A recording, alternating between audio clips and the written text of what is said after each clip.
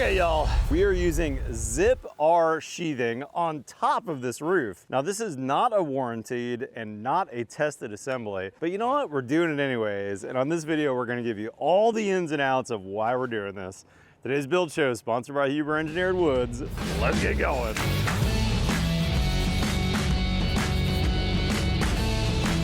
Let's talk about why insulation on the rooftop in general. Why do you like rooftop insulation? Matt, we always use continuous insulation on the roof for several reasons. One, it's the thermal break that eliminates the heat transfer from the roof deck down into the subroof below. Yep. Secondly, it allows us to control the temperature of those layers, which allows them to perform better over a long period of time. Temperatures in our climate on the roof reach 140, 150 degrees. Pretty hot.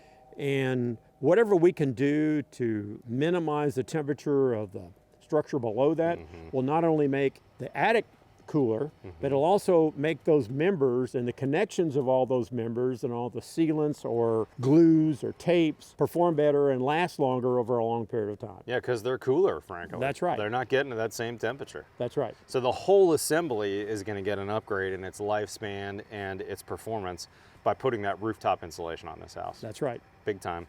The other thing I want to mention about rooftop insulation, it's continuous, right? It's all the way across. In particular, this house, we don't have the ability to do continuous insulation inside everywhere because we've got some rafters that are going to have drywall right underneath them and then roof deck right on top. So in the main attic, the big attic here, we've got plenty of space that we could use spray foam over top of our rafters or our trusses. In fact, we're going to be using closed cell foam. But if you look at this foyer in particular, we've got these gorgeous curved LVL rafters that the framers built for us that will have curved drywall underneath, about a 9-inch or so space to insulate, and then the roof deck right on top, which means every single one of those rafters is going to be bringing heat from the outside. It's a big thermal bridge. So by having that rooftop insulation, that R9 above those rafters, it's going to considerably cut down the amount of heat transfer into the house. And we should also add that all of our mechanicals and all of our ductwork are in a conditioned attic. That's right. And keeping that conditioned attic at as close to interior ambient temperature as possible is key to making them perform well. That's right. And this is a slab on grade house. We've got no basement. So having all those mechanicals in the attic, and we're going to have closed cell foam at the roof line to make a conditioned attic space. So basically the zip on the exterior of our house is our last line of defense, as Steve Basic would call it. It's the Alamo. No water and no air is getting past the face of that zip on this house. That's right. Hey Tim, is there any benefit to rooftop insulation if we had a ventilated attic, meaning we didn't have, let's say, insulation run underneath our rafters? Sure, it might even be more important there. Cooler you can keep your attic, whether conditioned or unconditioned, the better for all the mechanical equipment, better for all the framing members, better for all the ductwork.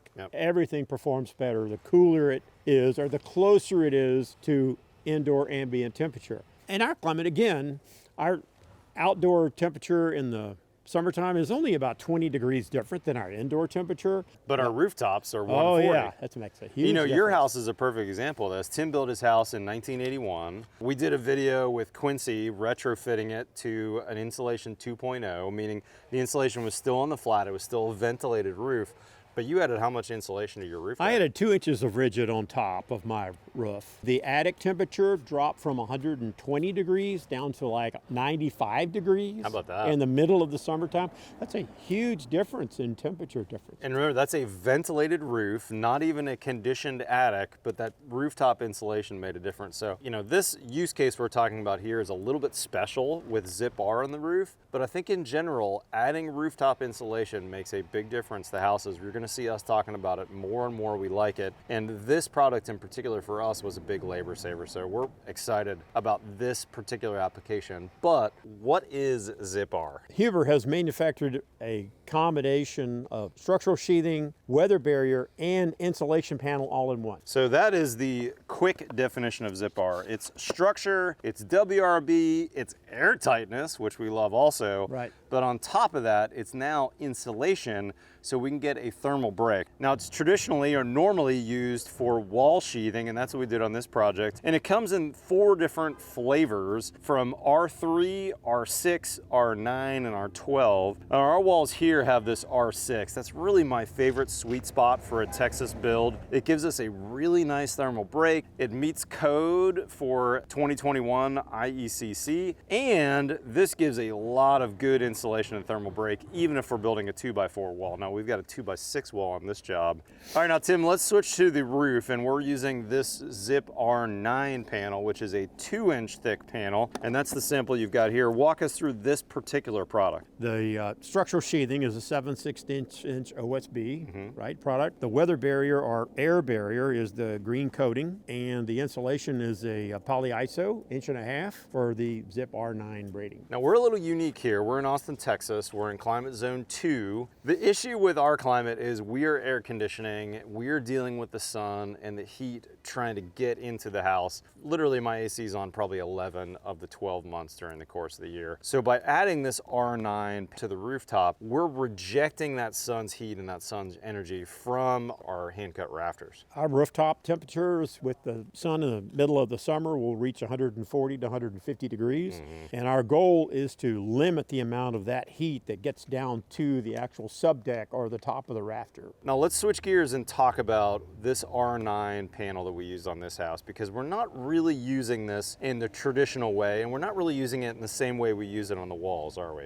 No, there's a detail that we've created because of the understanding of the layering, layer over layer, making sure that we don't have a vapor sandwich and allow any moisture or vapor that might occur because of temperature variance or humidity variance to find a way out, right, while at the same time limiting that heat transfer down into the lower roof area. Generally, walk us through. Let's start at the actual structural roof deck, because we are not using the ZIP R9 panel right on top of the rafters, are we? No, we use the 5/8" ZIP roof sheathing, which comes in brown, but yeah, so that's the way you know it's the thicker If you don't product. know this already, there's 3 flavors. The green product is a 7/16", and then the brown, like you've seen in a lot of our job sites, they make that in a 1/2" or a 5/8" panel, and you use the 5/8 here, right? That's right. And that gives us a very strong structural roof diaphragm. Also acts as our air barrier. It's fully taped, all the valleys, flashings, all the seams fully taped down and over the wall sheathing,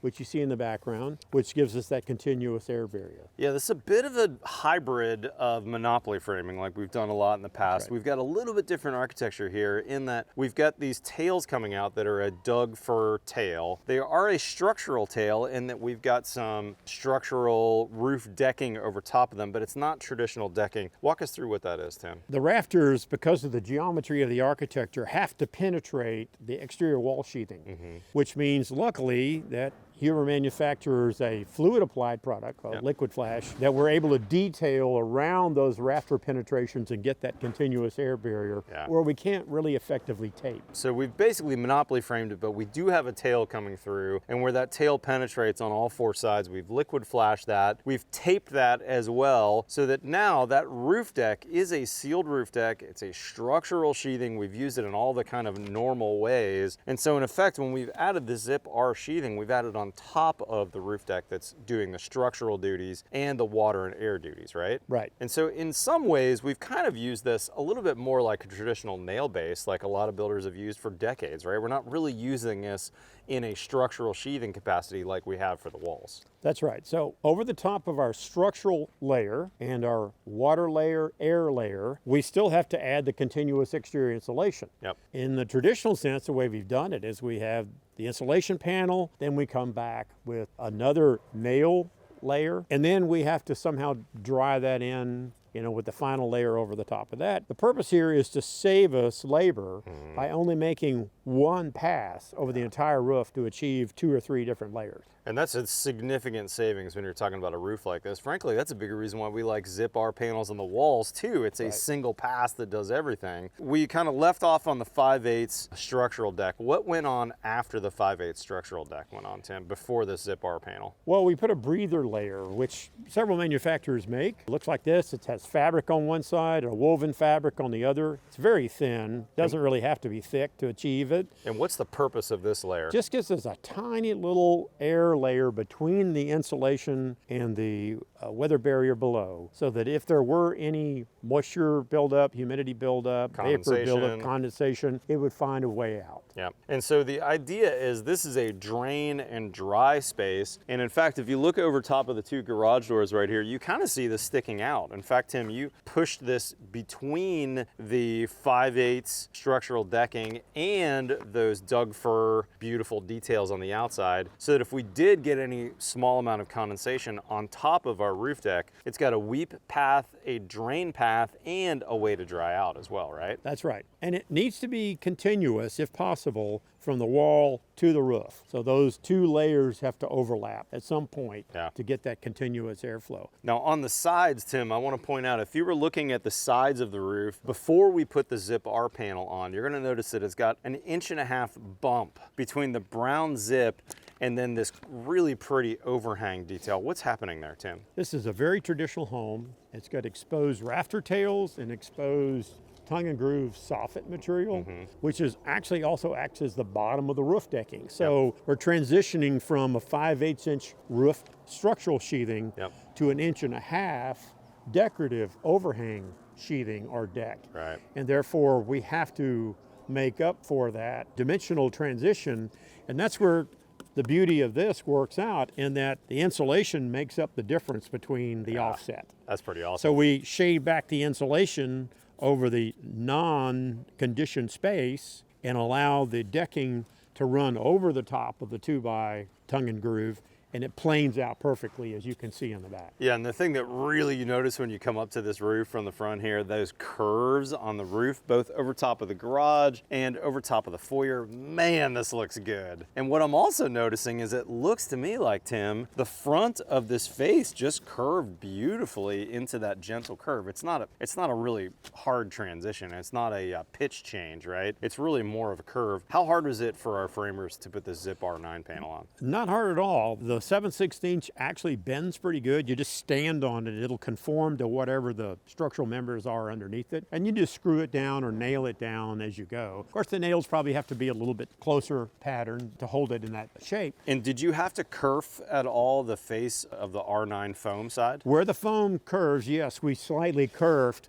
about every 4 inches, just with a knife. Okay. Just a nothing fancy. Razor knife. Yep, that's it. And that gave you that ability to stretch it into place. And then did you hold it with nails or with screws on there? Little combination of both. So ultimately, the reason why this is not approved for use on a roof is because this is not intended to be a structural roof sheathing, but we've eliminated that because we're using the 5/8 ZIP as our structural roof. And by the way, that's also our air barrier face and our water barrier face. So really, we've used this ZIP R as a bit of a labor saver. We were gonna do exterior insulation anyways, and instead of two-stepping that and making multiple trips around the roof, Tim's crew, our crew, was able to kerf this and put this beautifully into place. So now that we see it here, I noticed, Tim, that we're not taped on the roof deck. Is that on purpose? Yeah, I think that we still want to leave it vapor open. We want any moisture that might get in there to be able to get out. Even if it got through, it's not going into the house because the layer below is completely waterproof. Because our Monopoly framing is fully taped and air sealed and watertight. And we will put a vapor open, non-peel and stick roofing underlayment over this, which would handle any bulk water that might occur through the shingles. And then what is the final shingle that's going on top here? It's a composite simulated slate material. From a distance, you can't tell that it's not slate. Yeah. But we can't get slate to bend. Yeah, that's right. It's going to bend on there. So and a real builder will know when they walk up, that can't be slate. It wouldn't actually meet that curve. Yeah. 99% of the world will have no clue from the street. That's not real slate, though. Right. Tim, I like this. This is a great use for ZIP R. This isn't approved, right? This isn't a warranted use for it. I think what we're looking at here is both Tim and the architect, a lot of time spent with ZIP R products, a lot of time spent with Huber ZIP products, knowing the limitations of the product, said, hey, this is a really good fit for us. It's gonna be ultimately a really good labor saver for us. So even though we're spending a little bit more for this material by getting it in a combination than we could have if we were to buy individual, let's say, insulation panels and individual structural structural panels. By having those bonded together from the factory, it really made a big difference. Tim, let's end the video with a little bit of advice on ZIP R for wall sheathing. You know, we've done a lot of projects with this ZIP R6. It's really kind of been our favorite flavor. But I want to mention that there's 4 options for you for wall sheathing. We've also used some of the R3 before. We tend to shy away from the R9 and the R12, and let's talk about why that is. Talk to us about penetration into the framing with your nail to get your shear value. Most framing nail guns will shoot up to a 3.5-inch nail, but we like the fact that with the just standard ZIP R6, we can use a 3-inch nail, double the nail pattern to the required structural rating, and be fine. So it's a very cost-effective way to achieve the shear rating and the exterior insulation. In our climate, we don't have a lot of direct radiant heat on the wall sheathing. Usually have a lot of cladding with drainage planes and airflow behind. So by the time any heat gets to here, it's just convective heat that's heating the outside. So we don't need as much. Therefore, in our climate, the ZIP R6 works best. Yeah, and then when you get up to the, let's say the 2-inch or the 2.5-inch total thickness panel, that's the 9 and the 12, you need to go to a 3.5-inch nail when you do the R9 or a 4-inch nail when you get to the R12 to make sure I've got that 1.5-inch embedment into the structural framing. A 4-inch framing nail is not off the shelf. It's not easy to find a nail gun that shoots a 4-inch nail. They certainly make them, and we see it all the time in the north. It's not as easy to find. So we find that in the south, R6 is just a perfect sweet spot. It's the Goldilocks of our sheathing on the outside. And then when you frame with either a 2x4 wall, I can totally meet and exceed code. Or if I frame with a 2x6 wall, I'm really killing it by adding that really thick extra insulation above what code requires. Right. I mean, this roof is going to look amazing 100 years from now. Yep. Guys, if you want more information on our building company, Reisinger Build, we build typically within 45-minute range of downtown Austin, Texas. Big thanks to Huber Engineered Woods for sponsoring. You know, they've been a long time build show sponsor for like a decade now. They make amazing products. I built my entire house with nothing but Huber products. More information on a link below, specifically to the ZIP R products. And if you've got tech questions, by the way, they have an amazing tech team and they can answer those really detailed questions if you've got some. Make sure you contact them. With that being said, guys, follow us on Facebook or Instagram. Otherwise, we'll see you next time On the Build Show.